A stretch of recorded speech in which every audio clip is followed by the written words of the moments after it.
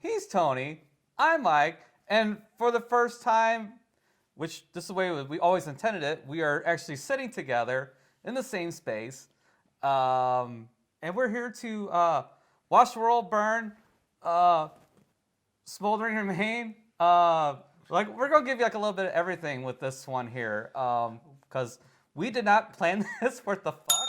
And we watched a shit ton of movies. And we're just going to dump on you. And hopefully... You might want to rephrase that one. This is not scat porn. No, it is not. I'm sorry. We're going to discuss all the films that we have reviewed that we didn't bother to make an individual episode on.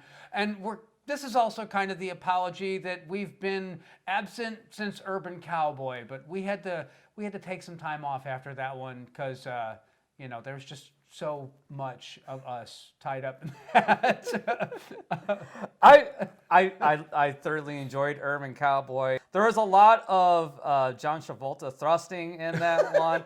I don't think it's going to be quite that much John Travolta thrusting, but you're welcome. But there it was. Or apologies, one or the other, however you want to take it.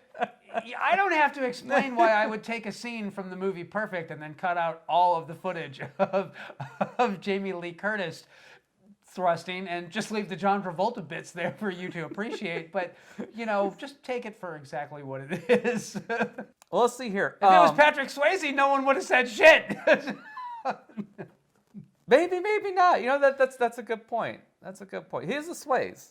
But, John Travolta's John Travolta. So, I don't know. Do with it what you will with it. Yeah. I know what we can talk about. We can talk about, I think it was The Dark? Yes. Okay. So I'll let you set this one up. You recommended it to me. So this is another one of those movies that I poke around and just see what's out there that I haven't seen. And I found this one on Amazon, and it is... I don't want to go too deep into the plot on this one, but basically a single mom and her daughter are living in a small town, and they're really economically depressed. Whoa! What? You watched a completely different movie than what I watched. What the hell movie did you watch? Because I watched the one where the guy that just moved into town accidentally hits the girl in the truck and kills her, and then he's haunted by her for the rest of the movie. Oh wait, I'm sorry. You know what? I'm mistaken. That is not The Dark. I am confused. Wow.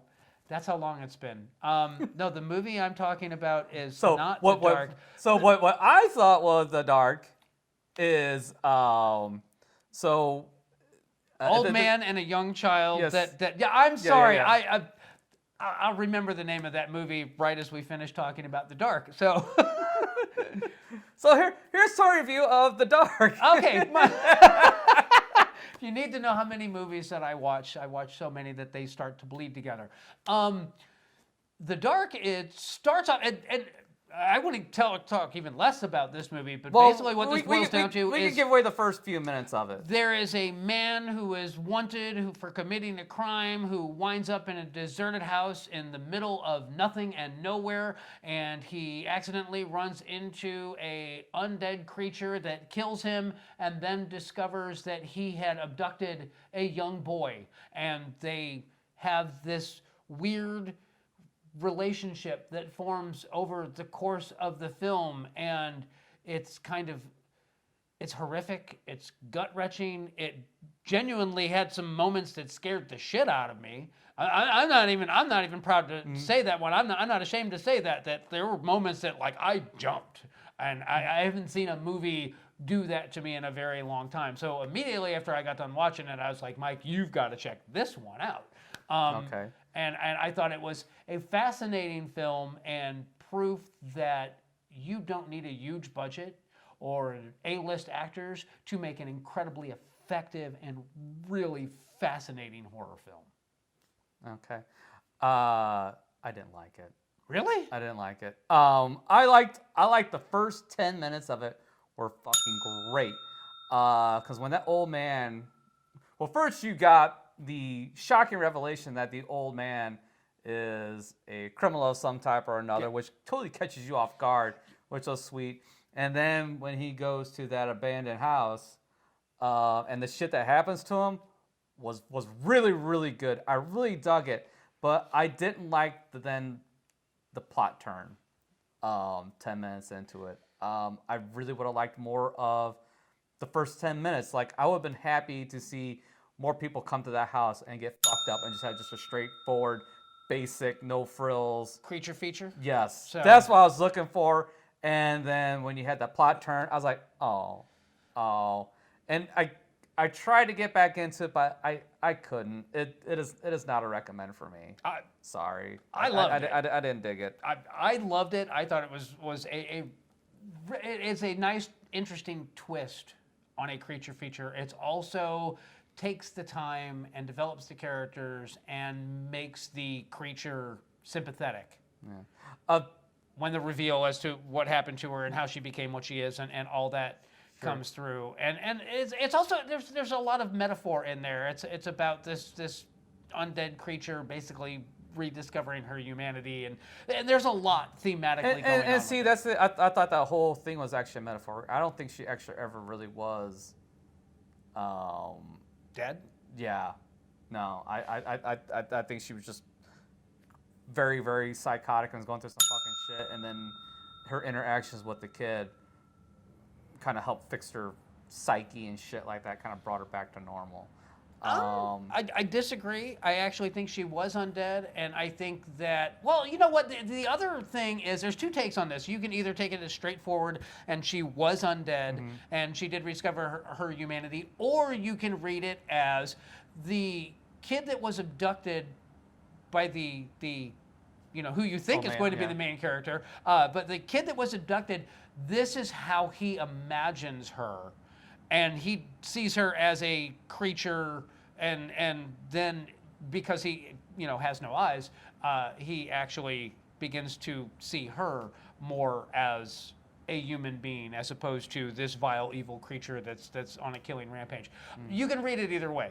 I think it's intentionally ambiguous, and I think it's really skillfully done. Yeah, I agree. It's definitely intentionally ambiguous, and that's to the film's credit. Even though it's not my bag, it did some good things right. I mean, it really did. I really, like I said, I really did enjoy those first 10 minutes. Were fantastic. Yeah. And there's some really good tension moments throughout the film as well. I just didn't like the plot twist.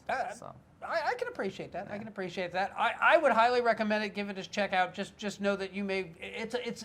It's one of those movies that was designed from the word go to be a love it or hate it kind of film, and I appreciate films like that even if I don't necessarily like them, because I would much rather have a passionate writer and director put together a film that he's into, because that comes across on it, than a lazy fucking rehash of a previous property, and I so tired of that. Yeah. And this definitely was not that, but by no means. It is a totally wholly original idea in film, and I will give respect to that absolutely all day long. The movie with the girl that gets hit by the guy, The Deeper You Dig is the name of it. I told you I would remember it just as we were wrapping this one up. Okay. What was that on? That is on Prime as well. Okay. And I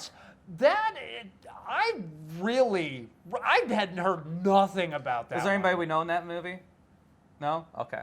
It's as far as I know, it's all unknowns. But and just to throw this out there right now, it is not a breakneck pace movie. It is a slow burn movie. Really, I can't tell you if it is a supernatural film or if it is a psychological horror film about a guy who's tortured by the fact that he killed this young girl in this town and he knows the mother. All I can tell you is that it's incredibly effective.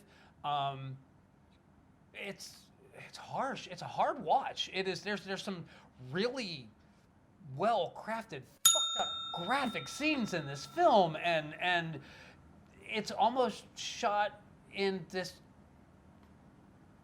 kind of hybrid. It has this genuineness to it.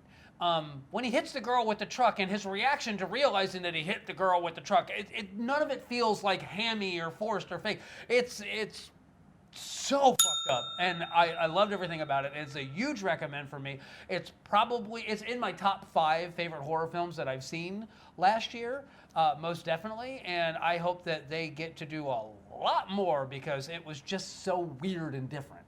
So, One movie that I think we both ended up watching The Last Duel. Did you get to see watch I The have Last not Duel? watched The Last Duel yet.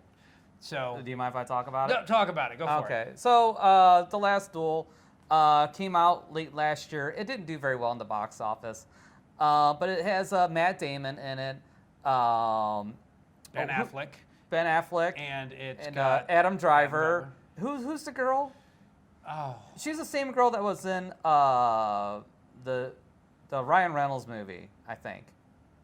that's Gal Gadot. No. You're thinking of a red piece of shit. Yeah.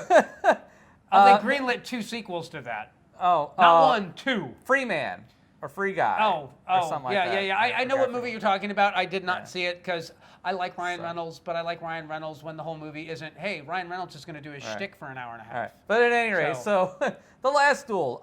It's told in 3 parts. First is told from first the movie takes place in your knights medieval era. So you have Matt Damon, who's friends with Adam Driver, and Matt Damon, from his point of view, is getting screwed over by his buddy Adam Driver. And then you get Adam Driver's point of view, where he's trying to help Matt Damon, because Matt Damon is kind of a bit of a buffoon. And then you have the wife's, Matt Damon's wife's point of view, where they're both, like the Adam Driver is kind of douchey, and Matt Damon is kind of a bit of a buffoon, and that. So you get the same story repeated 3 times.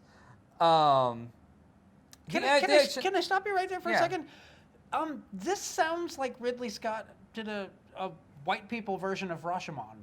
I have no idea what Rashomon is. Rashomon is a Akira Kurosawa film. It's a black and white film, and it is exactly that story in that it is the same story told from 3 different characters' perspective. Okay, in that movie, does the wife get raped? No. By her buddy? No. I believe it's a murder. Oh, okay. And it's a murder and they're trying to figure out who the actual murder is, but it sounds like they just kind of, shuffled the deck a bit, if you will, but they were definitely inspired by Rashomon is what it sounds like. I don't know. So, but it's beautifully shot. The actors do fine enough. It's just not that interesting of a story. And none of the characters are particularly likable. There's that, but it's just kind of meh. And I can understand why they do all that well in the box office, but really Scott for me has been kind of like on a downturn for the last decade or so, decade and a half. Like I can't think of really a really Scott movie that I really enjoyed in quite a while. So I don't know. I like Ridley Scott. I like Ridley Scott, but no, you're right. He gets saddled with a lot of historic epics, and like I've never seen. I love Gladiator, and I loved Kingdom of Heaven, and I loved the 4-hour director's cut of Kingdom of Heaven, but I never bothered. I never bothered with Robin Hood because who cares? It's seriously like how many times do we need that story told to us? And you know don't. the fact of the matter is that it, it's all been so, You know what? Other than the Errol Flynn Robin Hood and the Disney with the cartoon, the Fox, animated, which is just a ripoff of the Errol Flynn Robin Hood. It is, but it's great. That's it. That's the only 2 Robin Hoods you need to watch. Everything else just. I don't know. Whatever you do, skip that piece of shit with Kevin Costner. Even Bryan Adams can't save that. So, wait, wasn't that a trifecta on that one? Wasn't that it was Alan Rickman, and it was Morgan Freeman, and it was no, the singing. Christian Slater. No, the soundtrack, because you have. No, that was Bryan Adams. Everything I do for you. Everything I do it for you. All right, so what was the one then where it had Bryan Adams and like Rod Stewart and like somebody else? I thought it was like 3 people that did a song. Good Lord. It was right in the same era. It was like maybe a couple years later.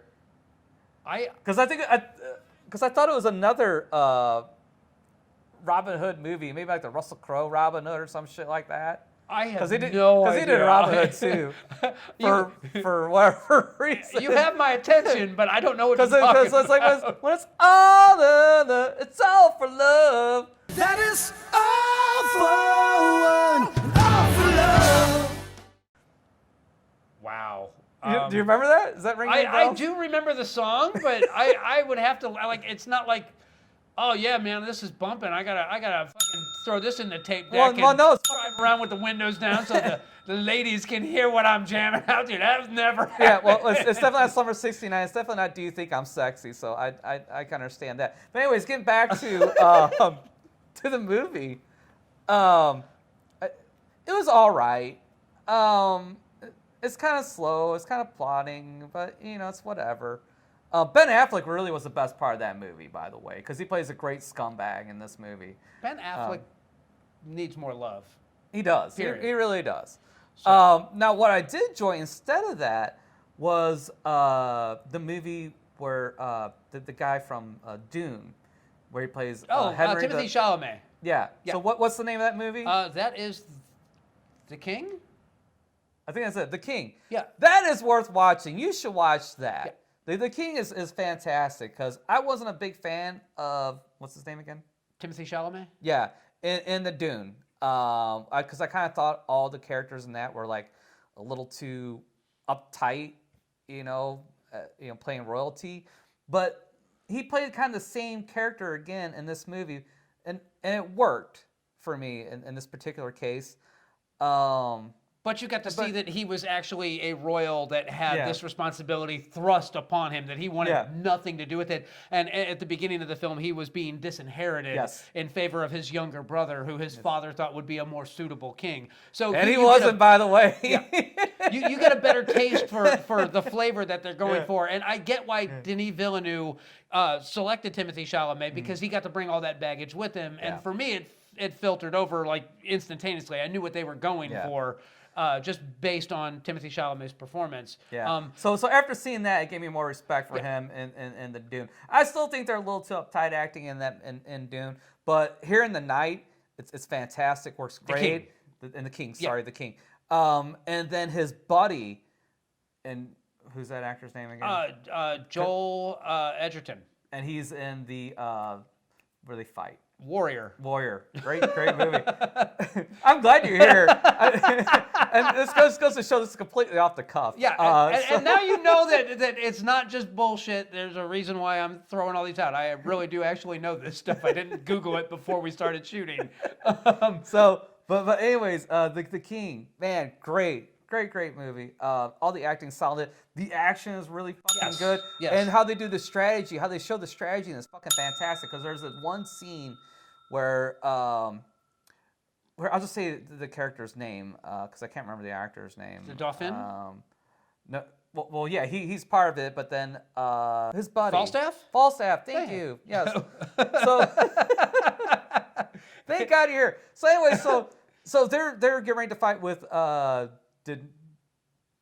Dauphin. the Dauphin. All right, who's played by Patton. Batman. The new Batman. I'm just going to let you tell this story because Basically, it's a telling of the Battle of Agincourt, and it is where they were in France and they were basically lured in so that the English army could be completely destroyed by the French. And the Dauphin, who is the crown prince who's supposed to ascend to the throne, he is very overly confident and openly goading Henry, and Henry has the strategy using the longbows and the weather and the mud and everything else. Well, no, that was Falstaff's plan. So you get the point. Anyway, they look, the English won. That's what you need to know. But it is a brilliantly done, masterfully done retelling of it. I love that one. If you enjoyed The King with Timothy Chalamet and Joel Edgerton and Batman, then I would recommend that you watch The Outlaw King, which is the story of Robert the Bruce. Unlike Braveheart, and Braveheart is like completely full of bullshit, and if you aren't aware of that, there is nothing historically accurate in Braveheart. It's a rousing movie with great battle scenes, but it is supremely entertaining. It is supremely entertaining and completely full of horseshit. Yeah, it is. But The Outlaw King is about Robert the Bruce and his ascension to the throne and keeping the English out of Scotland. And Christopher Pine is really great in that movie. He's hell or high water good in that movie. And he pulls it off. It's a historically accurate, fun watch. And that one's available on Netflix. I'm just trying to think of like all the historical dramas. If you have not watched Versailles, which is a Netflix series, and you really like historical dramas and you want something that 3 seasons of the real fucking deal, Versailles is great.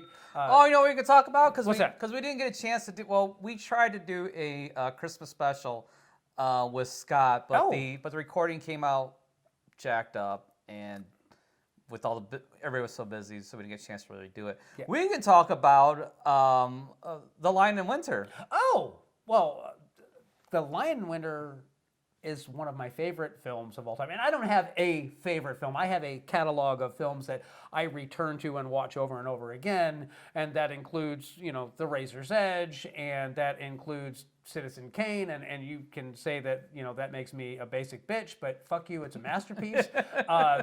The Seven Samurai, Rashomon, Kugimushu, Yojimbo. I love a lot of Akira Kurosawa's library. Not all of them. I can appreciate all of them, but there's only some of them that I genuinely love. And the Lone Wolf and Cub movies, all 7 of them. I haven't watched them yet. I'll get around to them eventually. But that brings me to The Lion in Winter. And The Lion in Winter is one of those films that I have been watching regularly for 35 years now. Fuck, I feel old. Anyway, it is Peter O'Toole and Katharine Hepburn as Henry, the King of England, and Eleanor of Aquitaine. And then you have a very young Anthony Hopkins as King Richard. You have a very young Nigel Terry, who went on to play King Arthur in Excalibur, as Prince John. You have Geoffrey, and I don't remember the actor that played Geoffrey. And then you have a 17-year-old Timothy Dalton, who is playing the Prince of France. and he, for 17, he is chewing the scenery, man. He is amazing. He was only 17 in that movie? Yes. I know his character was only supposed to be 17 in that movie.